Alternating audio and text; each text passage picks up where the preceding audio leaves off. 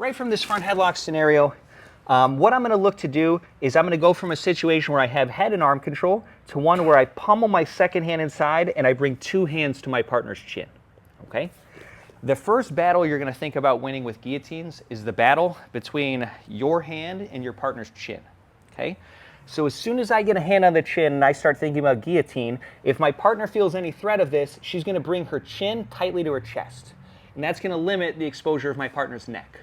So we're going to use this chin strap hand, reinforced with our second hand, to pry that chin away from the chest, and then we can sink in a strangle hand. So right from this scenario, second hand comes inside, I separate the chin from my partner's chest, and I punch the hand inside as I make a fist. The next battle you're going to encounter is the battle to actually bring your hips to your partner's hips and get some kind of control of your partner with your lower body. What a smart opponent is going to do is once they realize they've lost the first battle and you've beaten your partner's chin, as you go to pull them into a guard, they're just going to post on your knees and they're going to hop across your body. So that now you end up essentially in bottom side control. Now, this is a very strong defense against your guillotine. When we go into finishing mechanics, we're going to think about bringing our strangle side elbow down to our hip. But from this position, when I go to do that, I'm very limited in how much I can crunch to the side now. All right, so this is essentially the enemy of our guillotine. My partner hops across the side control. So we need some ways of dealing with this. So right from this initial spot, I get two hands in, I beat my partner's chin. Instead of just sitting back from this position, what I'm going to think about doing is pulling up and start raising my partner's position. Now what we have is waist exposure. For the first time, we actually have a look at our partner's hips and waist, and we can start advancing our hips forward. Once I have my partner up like so, I'm just going to walk my hips close to my partner's hips. Okay? Now, because I ultimately want to end up in a situation where my right hip is lower than my left, right from here, I'm just going to bring my right hip downward, and I land in this position here. Now, once it's time to finish the guillotine, I think about first bringing my partner's chin to her chest, bringing my elbow to my own hip, bringing my head forward, and then bridging for the finish.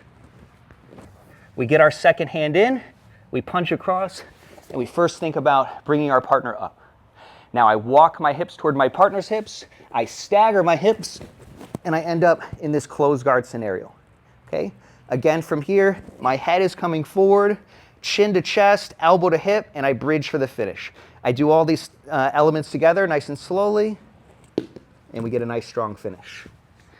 Now the grip we're going to use the majority of the time on these guillotines is what's often referred to as a 5-finger grip, where you make a fist, and I always think about reaching over where my pinky would be.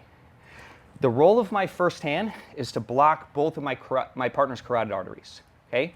So my bicep or forearm on one side of the neck will get the first closure, and as my fist and wrist come across, that's going to get to the second carotid artery. The role of my second hand is supporting my strangle hand by first bringing my hand up and then ultimately inward toward my partner's neck. So we get that first hand on. Second hand is a pulling hand with this particular variation. I pull up and in, and I get to a nice finish. Now this is very important because we're going to talk about a few different things we can do with our support hand. Let's make sure that we get that fist across and we're able to threaten both carotid arteries in this position. So even with one hand, as I pull that chin up, I make a fist. I want a situation where, again, my wrist bone is connected, in this case, to Savannah's right carotid artery. My bicep and shoulder connected to the left carotid artery. So right from here, without any additional support hand, if we're able to add pressure, we should be able to threaten a finish right from here. Okay? As we get that second hand on, this aids in our ability to bring our hands up and inward, and we get even stronger finishing pressure. Okay? So let's make sure we understand this grip.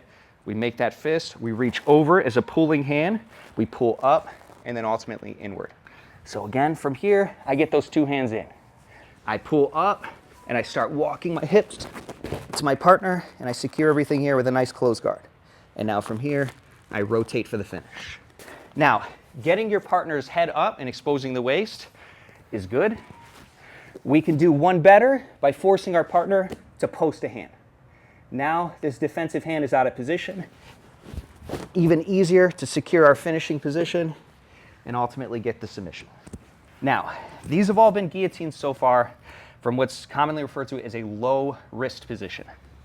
Low wrist position, my hand just advances right to the neck like so. We can also get a high wrist position that's going to require our head to move from one side of the body across to the other. So from here, if I'm looking for a high wrist position, I get my two hands on. Now watch as my left leg steps up, how my head shifts from one side to the other, and my right hand advances above my partner's collarbone. Okay?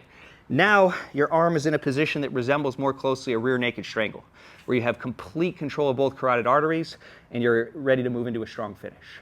For our first finish, we'll go ahead and we'll keep our grips exactly the same. We get that waist exposure, we sit back, and we move to a very strong finish. Once again, two hands on. Instead of settling for low wrist position, we're going to advance this time to a high wrist position. We expose the waist, and we sit back.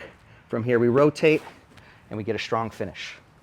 And then finally, last consideration we'll make for today is whether we're advancing to a closed guard or an open guard. We've looked at examples of closed guard so far. Let's look at a way we can finish from an open guard. Again, once we get to this position, the main threat is that my partner controls my knees, hops across to side control, and now we're unable to get to a finish. So one great idea we can play with, as we pull our partner up, we start walking toward the waist, is we can block that my partner's ability to hop across to side control. The way we do this is we take our right shin and we lay it across our partner's waistline. So as our partner goes to hop across now, that foot blocks your partner's hip.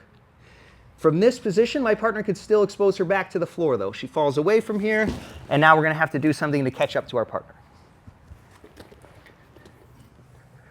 So as we get that first leg in position, we're gonna get in the habit of taking our far leg, reaching for our partner's far hip. Now we go into a finish, like so. My partner still has the ability to roll to her back, but as she does, I'm able to stay attached to my partner. And as I come to the top here, I just unwind my legs, I lower my hips, and I once again crunch toward the side of the head for a nice finish. We could even, if necessary, release our finishing hand, build height, and get a finish with one hand. Right from this position, we get two hands on. We start to build our partner up, and this time, we block our partner's hip. Second leg comes over, we get our first finish from bottom.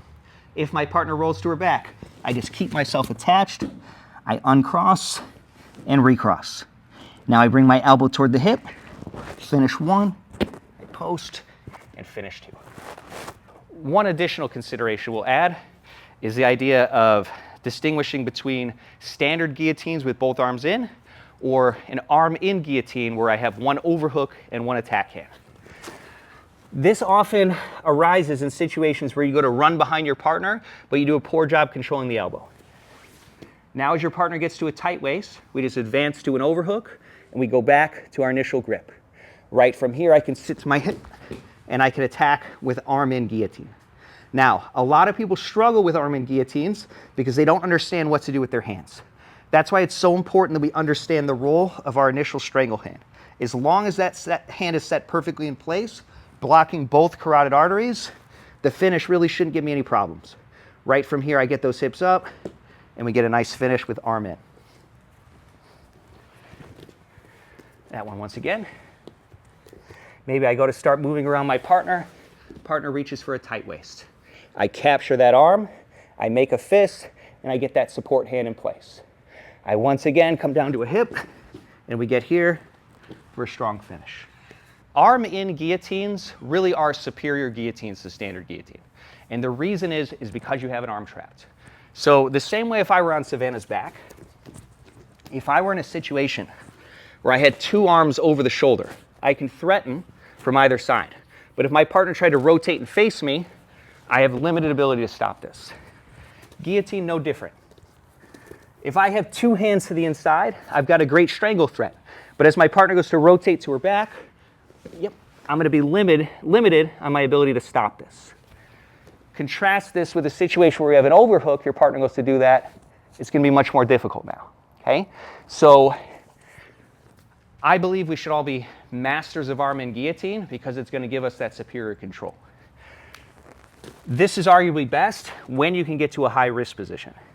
So right from here, maybe once again, I go to cruise around the corner, partner goes tight waist. I take the time now to bring my head across from one side to the other, and I get to a high wrist position. Now as I advance to an overhook, my hands never have to lock again. As I sit back, you're gonna get an extremely strong finish from this position.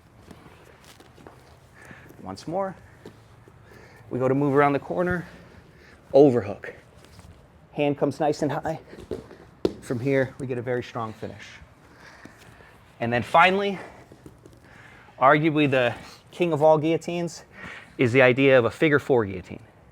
So right from this position, if I can advance to a high wrist, and if I can ever pummel to a figure four, wherever my partner goes from now means very little. As she goes to hop across or anything like that, we have more than enough pressure to finish, even as we lose position. So anytime we get to a high wrist, if we can advance to a figure four, you can let your partner go to work from here. We just squeeze and we get a nice finish with a figure four guillotine.